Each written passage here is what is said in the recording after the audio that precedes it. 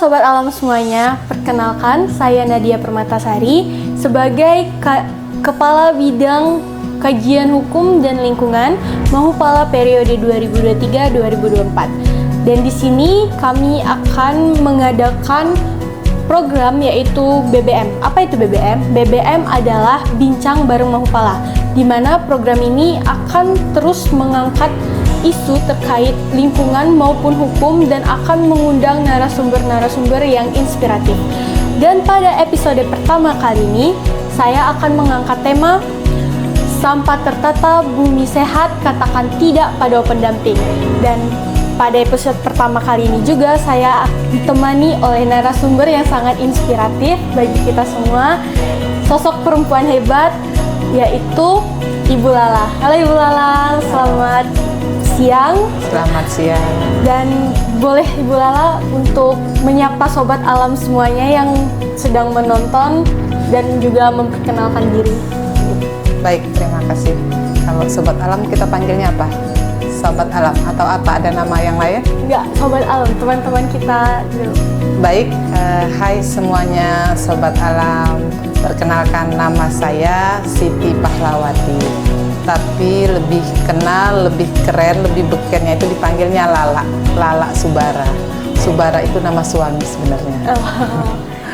Baik, langsung sehari-hari saya di salah satu fungsional pengendali dampak lingkungan yang berada di instansi pemerintahan Provinsi Bengkulu, tepatnya di Dinas Lingkungan Hidup dan Kehutanan Provinsi Bengkulu. Saya fungsional pengendali dampak lingkungan. Mungkin cukup itu atau yang ada yang lainnya? Mungkin Ibu sekarang posisinya sebagai Ketua Yayasan Sahati Rafflesia. Mungkin bisa dijelaskan sedikit tentang profil yayasan itu, Bu? Siap. Yayasan Sahati ini adalah salah satu yayasan yang bergerak di bidang lingkungan, sosial, dan pendidikan. Kebetulan memang Yayasan Sahati ini baru berdiri di tahun 2025 ini. Namun pionirnya sudah lama sekali, semenjak 4 tahun yang lalu, itu dari tahun 2022, 2023, 2024. Insya Allah pondasinya sudah kuat. Terbentuklah Yayasan Sahati ini sebagai wadah bagi teman-teman pegiat lingkungan yang bergerak terutama di bidang pengelolaan sampah. Itu perkenalan singkat dari Ibu Lala ya, Bu. Dan masuk pada tema kita pada episode pertama BBM pada hari ini, yaitu Sampah Tertata, Bumi Sehat, Katakan Tidak pada Open Dumping. Mungkin masih teman-teman Sobat Alam yang menonton ini masih belum tahu atau masih asing dengan kata open dumping itu, Bu. Menurut Ibu, open dumping itu seperti apa, Bu?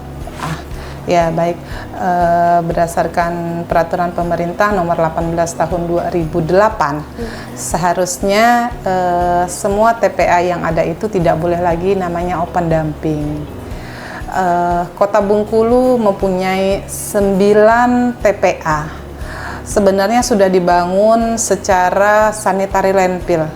Paling tidak untuk kota yang sedang ini udah dibangun secara kontrol landfill. Namun pelaksanaannya secara operasional itu kembali lagi ke open dumping. Mungkin kembali ke kemampuan daerah. Kalau yang namanya sanitary landfill itu sampah hari ini masuk ke TPA, hari ini sampahnya harus udah ditutup. Jadi tidak ada kesempatan lalat untuk bertelur, tidak ada kesempatan lagi untuk bau gitu kan. Tapi karena daerah kita kan daerahnya masih kota kecil gitu kan. Jadi kalau untuk sanitary landfill tentunya biaya operasional sangat besar sekali. Kalau kota metropolitan mungkin. Nah, sementara untuk kota yang kecil yang sedang ini kita terapkan itu kalau di pemerintahan namanya kontrol landfill. Jadi sampah yang datang kira-kira 4 sampai 5 hari itu harus ditutup dengan tanah penutup. Jadi daerah harus menyediakan biaya operasional untuk tanah penutup. Tanah penutup diuruk, dirapikan, jadi mengurangi timbulnya bau, mengurangi timbulnya banyaknya lalat, bakteri penyakit gitu. Jadi banyak macam-macam bahaya yang disebabkan dari praktik sistem open dumping ini ya Bu. Betul. Dan mengapa sampai saat ini pemerintah itu masih gencar-gencarnya membuat regulasi terkait pencegahan atau meminimalisir open dumping ini Bu? Apa bahaya langsung yang terjadi di masyarakat, mungkin efek langsung apa yang bisa dirasakan masyarakat akibat dari open dumping ini sebenarnya? Banyak sebenarnya, baik dari segi sosial, dari segi kesehatan, dari segi ekonomis. Sebenarnya standar tempat TPA itu sendiri itu adalah sudah memenuhi syarat. Karena apa? Setiap dibangun TPA pasti sudah mengikuti tata ruang wilayah. Tapi kembali lagi, biasanya seperti gini, di mana ada gula, di situ ada semut. Di mana ada kira-kira ada sumber ekonomi, orang akan merapat. Nah, gitu. Akhirnya yang dulu jarak TPA dengan pemukiman itu sekian kilometer. Yang mana secara analisa itu lalat itu nggak mampu lagi terbang ke pemukiman. Tapi berjalan waktu akhirnya pemukiman ini yang merapat, bukan TPA-nya yang dibangun di dekat kawasan pemukiman. Tapi pemukiman ini akhirnya yang berkembang mendekati lokasi TPA, seperti itu. Kalau segi kesehatan sangat tidak baik gitu ya, baik dari bau, belum lagi ada kalau sistemnya tidak sesuai, nanti akan bisa menimbulkan pencemaran air, pencemaran tanah, gitu kan. Kalau dari dampak sosial juga seperti itu. Walaupun sebenarnya ada kehidupan ekonomi di situ, seperti itu. Berarti ada kehidupan ekonomi yang dimaksud di sekitar JPA itu seperti apa bentuknya itu? Misalnya banyak pemulung yang akhirnya bisa hidup dari sana gitu kan. Ada banyak, mungkin sekali-sekali boleh jalan ke TPA gitu ya. Di sana banyak ternak. Ada banyak ternak. Ada kambing, ada sapi gitu.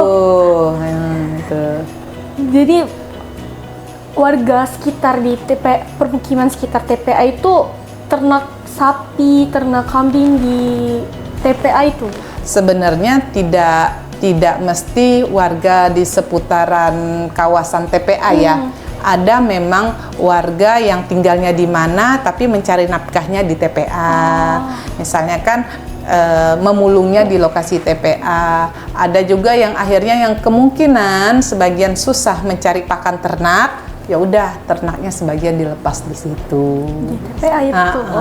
Karena kan ada dari sisa-sisa sampah makanan itu yang belum habis gitu nggak, akhirnya dimakan oleh ternak, seperti itu. Berarti di TPA itu yang disebut open dumping itu adalah mereka dari TPS itu dibuang ke TPA, tapi tidak ada tindak lanjut setelah itu, Bu? Biasanya sampah sistemnya ini hanya kumpul, angkut, buang. Yang namanya open dumping itu proses yang terjadi di lokasi TPA. Yang diharuskan adalah kontrol landfill, sampah yang ada diratakan, ditutup dengan tanah penutup. Tapi yang terjadi sekarang, karena tidak ada tanah penutup, akhirnya setiap sampah yang datang itu hanya ditumpuk, diratakan, ditumpuk, diratakan, seperti itu aja. Tidak ada antisipasi bagaimana caranya meminimalisir bau, meminimalisir akan terjadi longsor, seperti itu kan, meminimalisir terjadinya kebakaran, seperti itu. Jadi dengan sistem seperti itu tidak ada pengelolaan lebih lanjut lagi ya, Bu? Atau pemisahan dari sampah organik atau anorganik itu tidak ada yang terjadi? Beberapa lokasi TPA yang ada di Provinsi Bengkulu ada seperti itu. Ada yang menyediakan namanya hanggar TPST 3R, tapi tidak terlalu juga berjalan. Sebenarnya yang baiknya itu berjalan adalah sampah itu kan berasal rata-rata. Yep. Sampah yang masuk ke TPA itu adalah sampah dari rumah tangga. Yep. Nah, sampah dari rumah tangga ini bagaimana caranya? Kalau sekarang kan kita fokusnya hanya di hilir, hanya lokasinya di TPA aja, ngurusin bagaimana TPA ini nggak penuh gitu ya kan.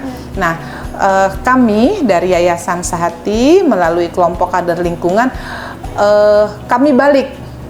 Bukan sampah ini kumpul angkut buang kita olah di TPA, tapi kita ngurusnya dari hulu, dari sumber sampahnya.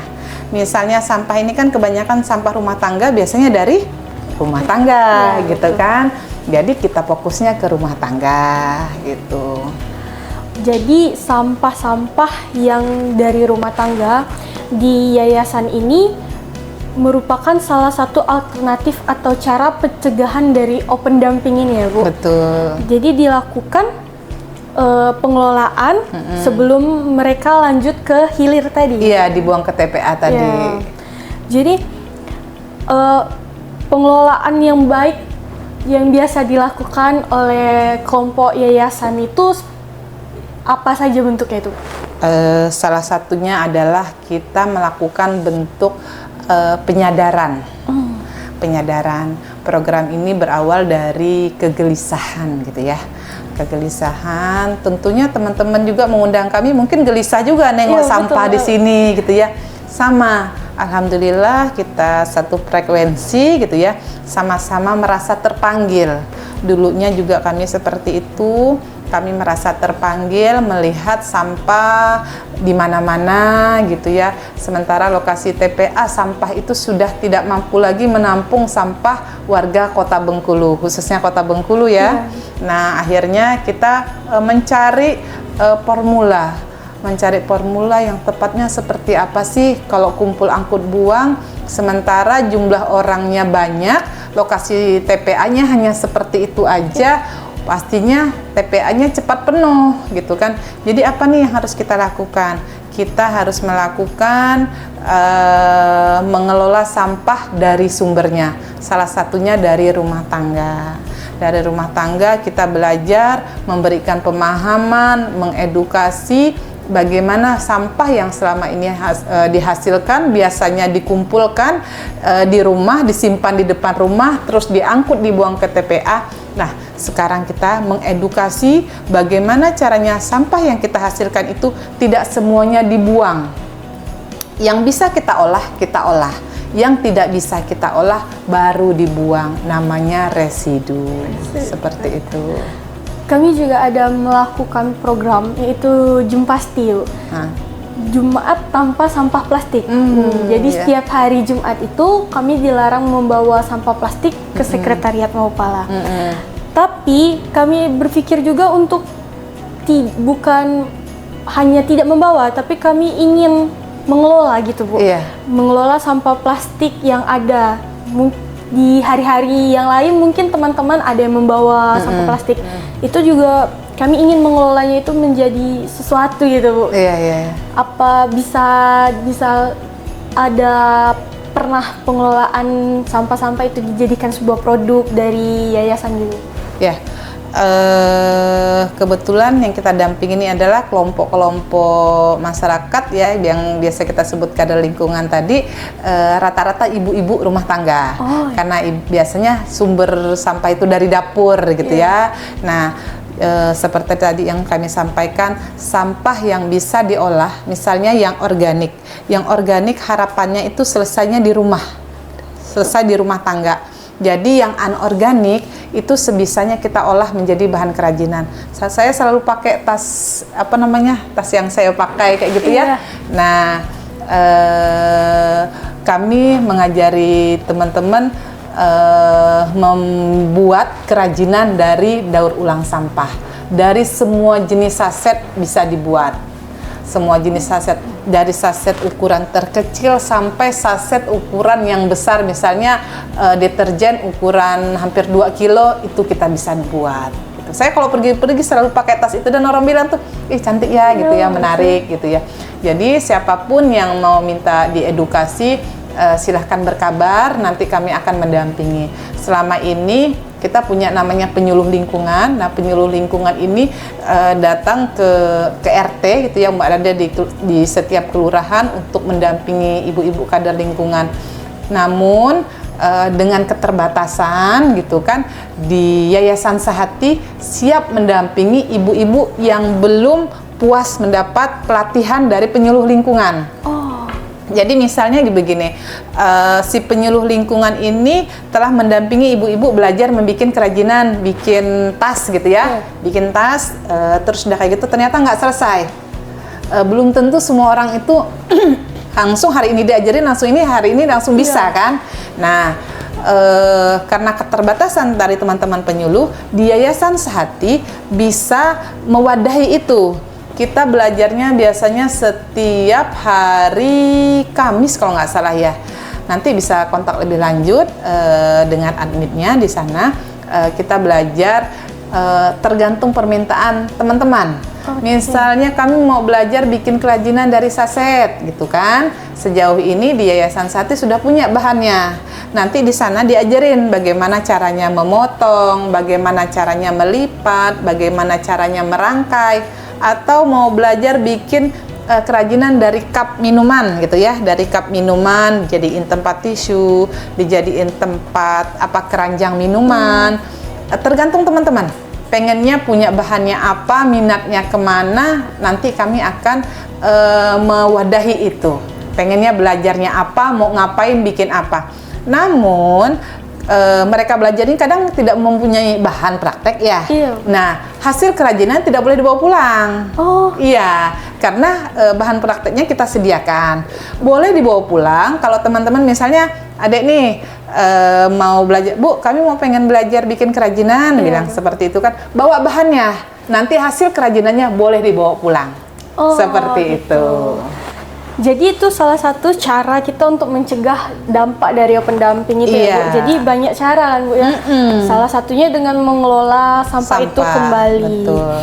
Jadi penataan sampah yang ada itu sangat penting gitu, Bu. Betul. Yang ada untuk mencegah dampak-dampak selanjutnya. Benar.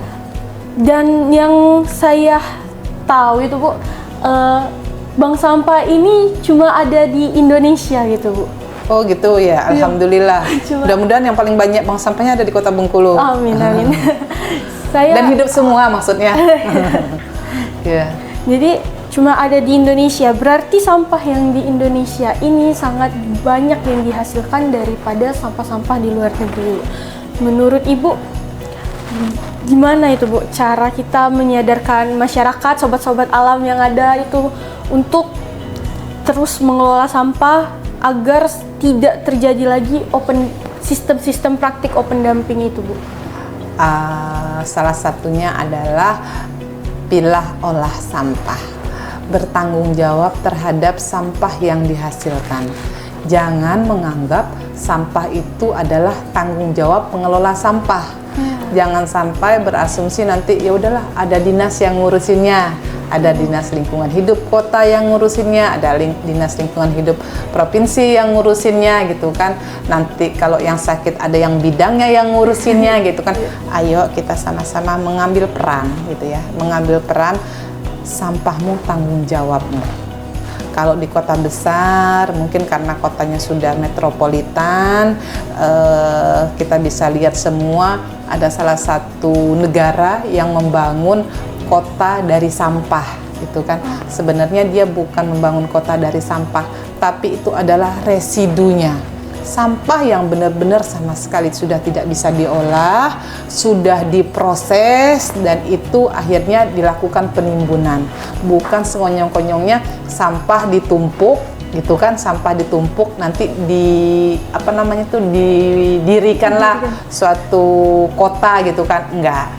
Karena kalau teksturnya sampah pasti struktur bangunannya nggak kuat. Tapi kota yang dibangun dari sampah itu adalah residunya, sisa yang sudah diproses seperti itu, dan biayanya sangat besar, sangat luar biasa besar. Nah, sekarang yang kita lakukan adalah sebenarnya tidak ada biaya yang harus kita keluarkan. yang kita harus keluarkan adalah bagaimana caranya setiap individu yang menghasilkan sampah ini adalah sadar kalau sampah itu bagian dari tanggung jawab, terus mau ngapain. Bayangin ya Dek, kalau saya ibu-ibu rumah tangga, saya kalau ke pasar itu hanya bawa uang, udah nanti pulangnya bawa kantong asoy mungkin banyak banget. Beli cabai 1 on dapat kantong asoy, beli tomat 2.000 dapat kantong asoy. Padahal kantong asoy itu kantong kresek ya, kantong kresek itu kita makainya hanya sebentar, mungkin nggak sampai 1 jam, padahal proses terurainya sangat panjang. Nah, diharapkan kalau kita ke pasar atau belanja ke supermarket, kan sayang kantong kreseknya itu dicas kan ya. Iya. Nah, mending kita bawa tas gitu ya, bawa tas belanja, ataupun pas ketika hari ini kita nggak bawa tas belanja, hari ini kita bawa kantong kreseknya langsung simpan di dalam tas. Atau kalau saya pakai motor, simpannya di jok motor. Jadi nggak pakai lagi kantong kresek kalau beli. Kalau saya sayang, bukan karena nominalnya Rp200, Rp500, tapi sayang uangnya jadi dipecah gitu. Dan lebih sayang lagi akhirnya kantong plastik itu akan terbuang sia-sia. Seperti itu. Paling enggak salah satunya adalah kita mengurangi timbulan sampah. Yang kita gaungkan ke kelompok adalah bagaimana caranya sampah setiap hari itu yang kita hasilkan adalah bisa berkurang. Ketika kita tidak bisa mengurangi itu, bagaimana kita bisa mengolahnya? Kalau kita nggak bisa mengolahnya, bagaimana tidak terbuang ke lingkungan? Salah satunya tadi, yang bisa kita bikin kerajinan, kita bikin kerajinan. Yang nggak bisa kita bikin kerajinan, kita tabung, kita tampung di bank sampah, namanya bank sampah unit. Kebetulan di Provinsi Bengkulu, di Kota Bengkulu sudah punya namanya bank sampah induk. Saya baru dengar itu, Bu. Kita sudah punya bank sampah induk, itu juga di bawah naungan Yayasan Sehati. Nanti teman-teman yang sudah kelompok-kelompok ini tadi, sampahnya yang tidak bisa diolah, nanti bisa disetorkan ke bank sampah unit. Jadi setiap kelompok yang kita dampingi punya bank sampah unit. Yang bank sampah unit ini tadi yang tidak bisa mengolah, nanti disetorkan ke bank sampah induk. Tahapannya seperti itu. Kalau dari pemerintah sendiri, menurut Ibu itu apa sih yang sudah dilakukan untuk menata sampah sehingga timbullah kader-kader lingkungan yang lain? Apakah pemerintah itu kurang cukup dalam pengelolaannya atau bagaimana sehingga timbullah seperti yayasan-yayasan yang lain di Bengkulu ini yang sadar akan lingkungan itu ikut andil di dalamnya untuk mengurangi dampak dari sampah-sampah yang ada di masyarakat? Ya.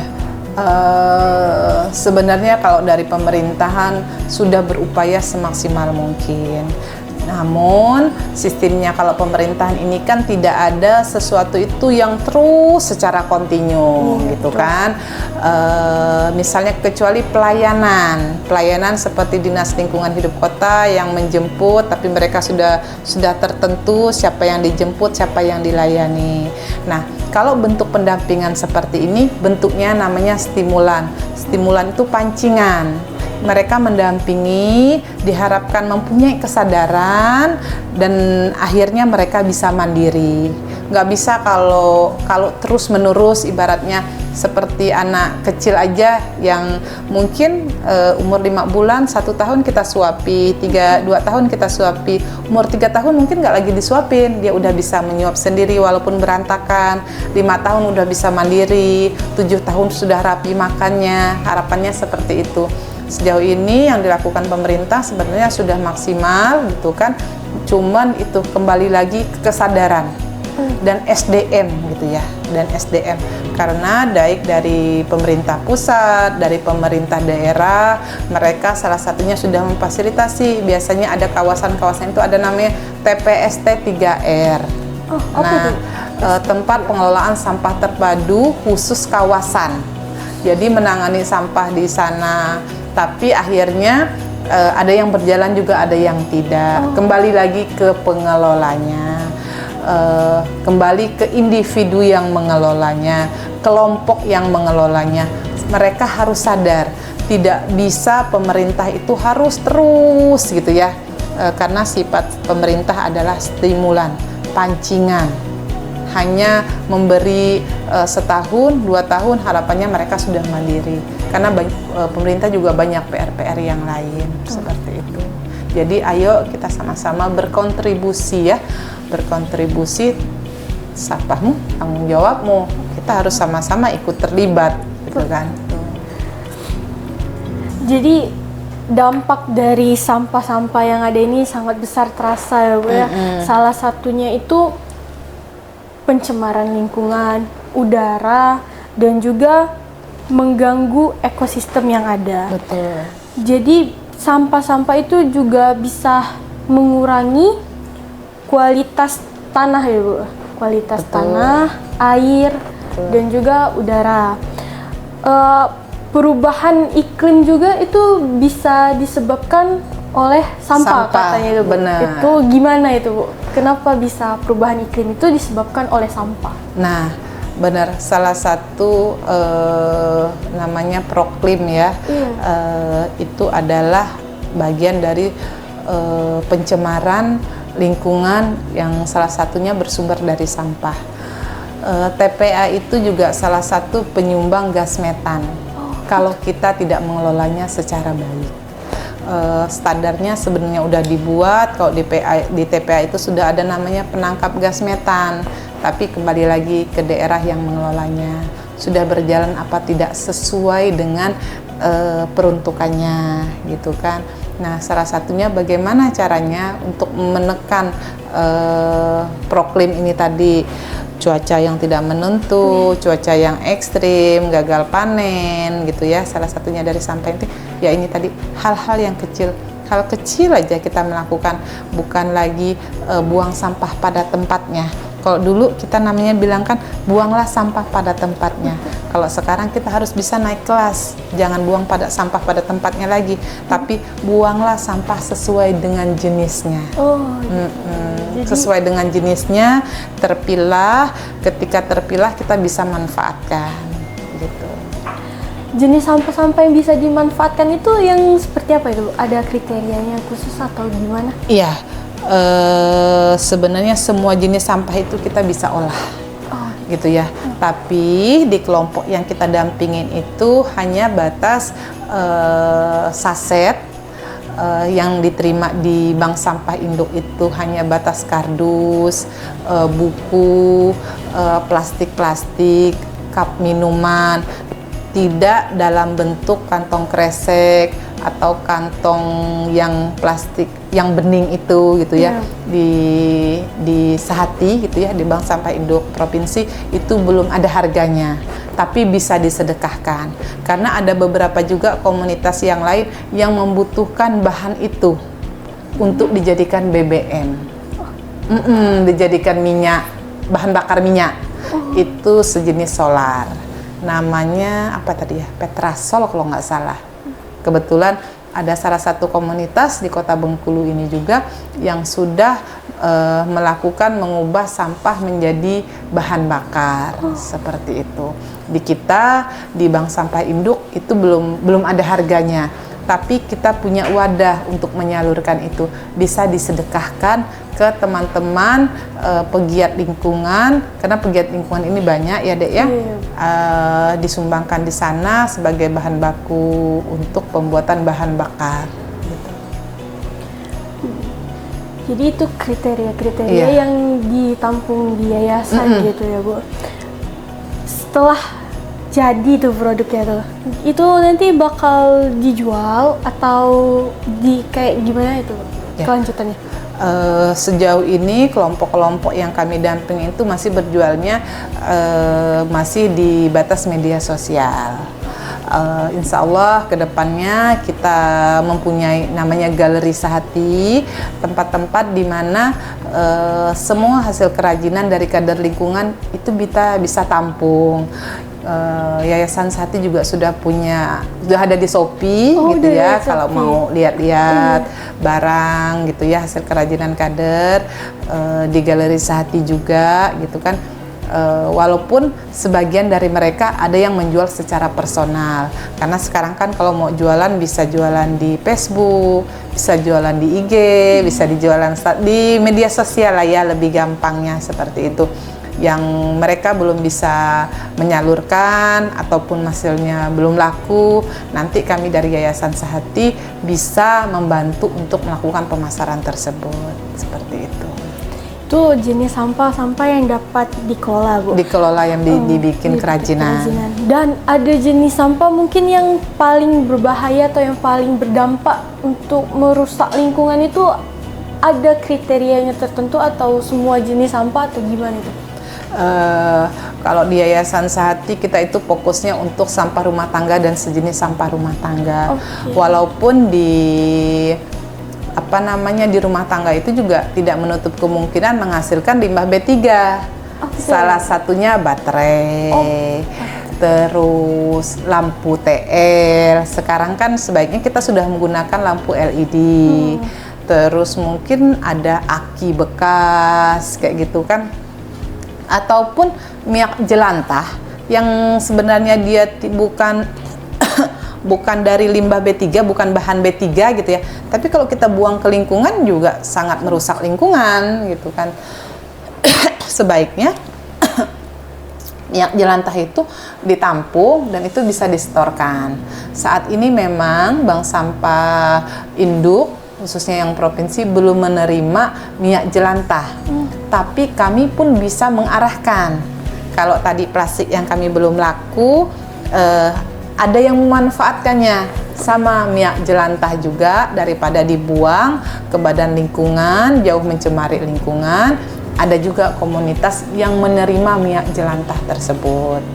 Bisa dalam bentuk sedekah, bisa juga sudah dihargai. Mungkin 1 liternya harganya mungkin 2.000 atau 5.000 atau berapa gitu ya. Saya kurang terlalu tahu persis.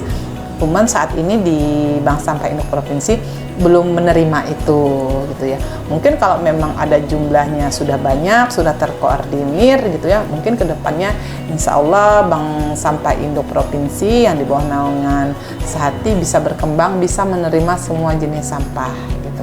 Karena di tempat yang lain kalau kayak popok gitu udah ada yang menerima gitu ya, popok bayi, tapi kondisinya bukan popok bayi yang masih kotor yang ada pupnya gitu kan, tapi sudah bersih, udah dibuang, udah nggak ada lagi pupnya, nanti bisa disetorkan ke bank sampah.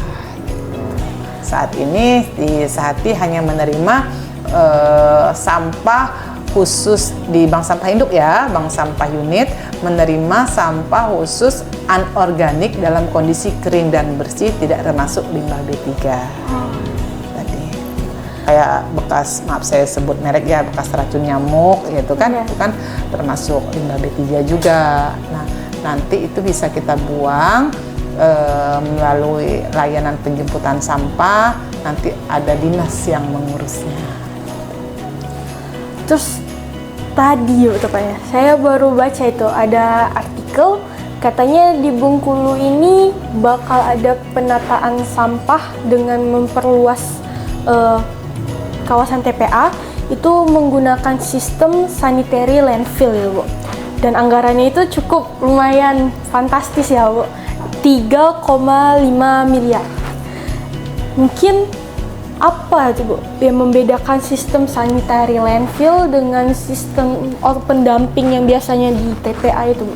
Ya, untuk itu kalau sanitary landfill seperti yang di awal tadi saya sampaikan, hari ini sampah yang datang kalau sanitary landfill ya biasanya itu digunakan untuk kota-kota yang kota-kota metropolitan ya, kota berkembang, kota besar gitu ya.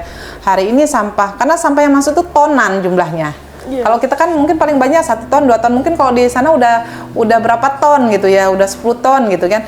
Nah, hari ini sampah yang masuk, sampahnya hari ini tertutup, ada tanah penutupnya. Dia bukan hanya menyediakan satu tempat sel gitu ya untuk membuat tempat penampungan akhir sampah, tempat pemrosesan akhir sampah, tapi ada proses di situ karena sel di membran itu namanya membran itu sangat kedap, tidak tembus ke lingkungan gitu ya. Jadi dia seperti apa ya, sel gitu ya, digali terus dikasih membran, nanti sampah yang datang ini dimasukin ke sana terus ditutup pakai tanah penutup. Besok sampah yang datang lagi ke sana ditutup pakai tanah penutup. Itu untuk sanitary landfill. Tapi biasanya untuk kota yang sedang atau kota kecil itu sistemnya kontrol landfill. Karena biaya operasional sangat besar. Iya. Tanah penutupnya kalau nggak ada di sekitar, kita harus mendatangkan dari tempat yang lain. Belum mau beli tanah penutupnya, belum untuk biaya operasional ngangkut tanahnya, untuk ngangkut untuk ngangkut apa namanya itu sampah dari pemukiman ke TPA aja BBM-nya udah lumayan gitu. Apalagi harus menyediakan tanah penutup untuk menutupi biaya operasional penutupan bagaimana agar TPA ini udah berfungsi secara sesuai dengan peraturan yang telah ditentukan. Kalau enggak, peraturan sekarang semua TPA kalau dia masih menggunakan sistemnya open dumping itu ditutup. Kalau enggak, kepala daerahnya akan kena sanksi. Tapi yang terjadi di Bengkulu saat ini masih menggunakan itu, bagaimana? Nanti akan ada penegakan hukum yang dari KLHK datang. Mereka akan melihat sejauh mana pelanggaran, apa yang udah dilakukan pemerintah daerah terhadap penanganan sampah.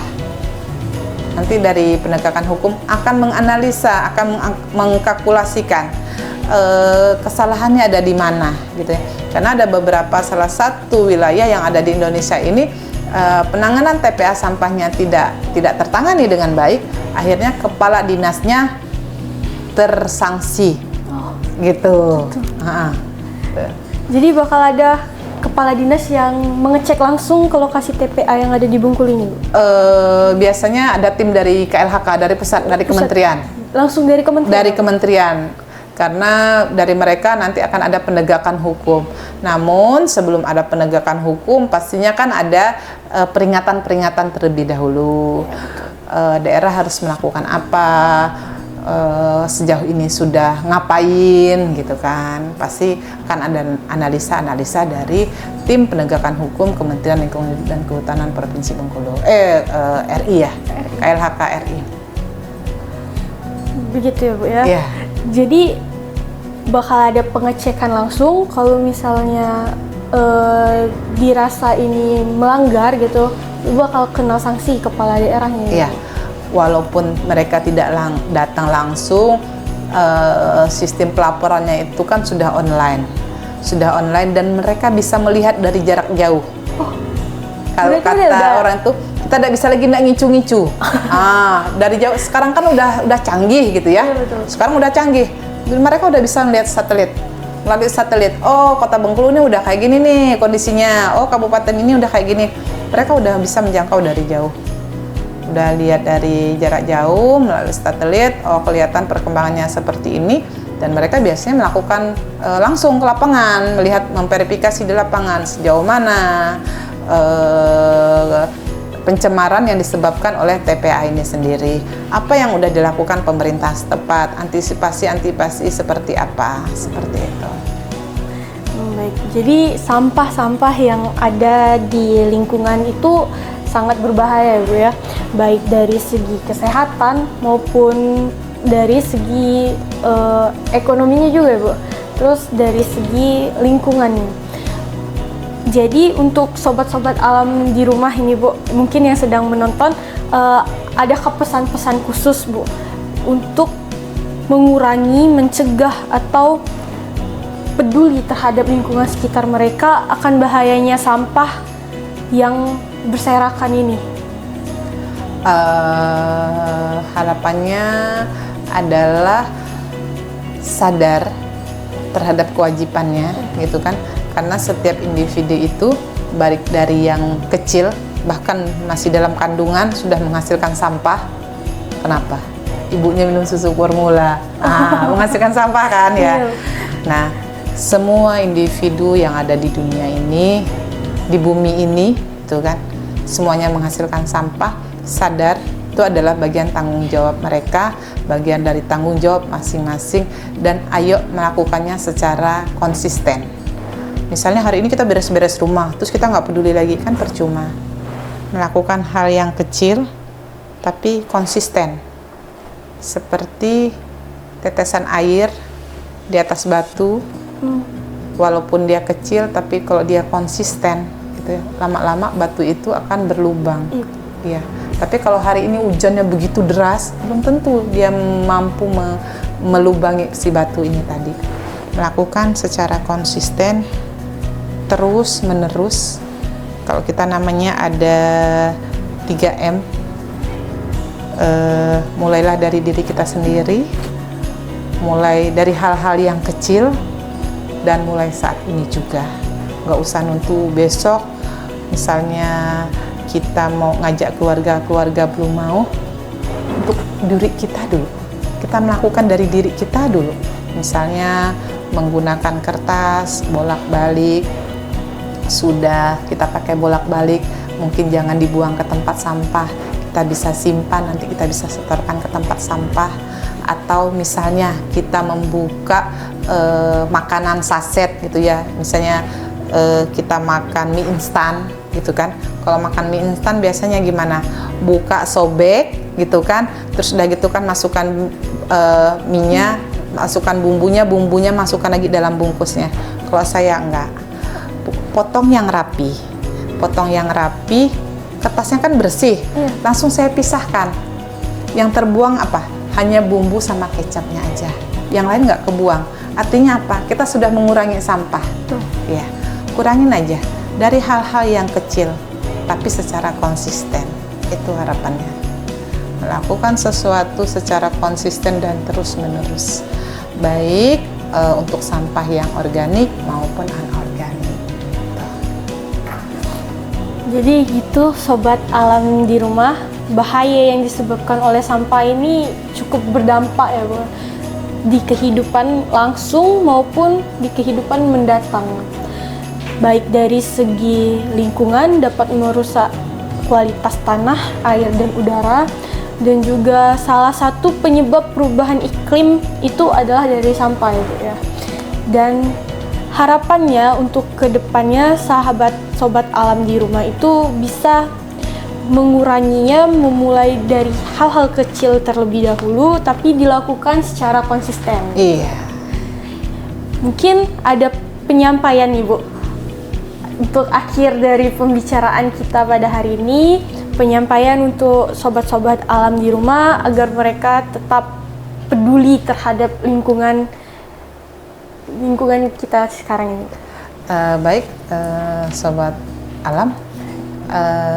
Harapannya, ayo ini adalah menjadi tugas kita bersama, tanggung jawab kita bersama sebagai penghuni yang menumpang, gitu ya. Kita harus tahu diri dong. Iya. Kita kan numpang ya di sini ya, numpang di bumi ini. Masa kita kotorin? Kalau kita datang ke rumah orang, terus kita ngotorin, rasanya gimana? Nggak enak gitu ya, dimarah orang. Nah, sebagai makhluk yang numpang di bumi ini itu ya, ayo kita sama-sama menjaga lingkungan kita agar kita tidak mewariskan sampah untuk anak cucu kita. Gitu. Ayo sama-sama terus melakukan, baik mulai dari hal yang kecil namun secara konsisten dan kontinu. Mungkin itu. Baik sobat alam di rumah, mungkin itu dalam episode pertama podcast kami ini Bu, bincang bareng Mahupala. Mungkin hanya itu saja yang dapat saya sampaikan kepada sobat alam, dan dari ibu juga bisa bertemu di next part dari bincang bareng Mahupala, episode selanjutnya Mahupala. Untuk sobat alam di rumah, sayangi bumi, kurangi sampah untuk menjaga diri kita sendiri di masa ini dan di masa yang akan datang.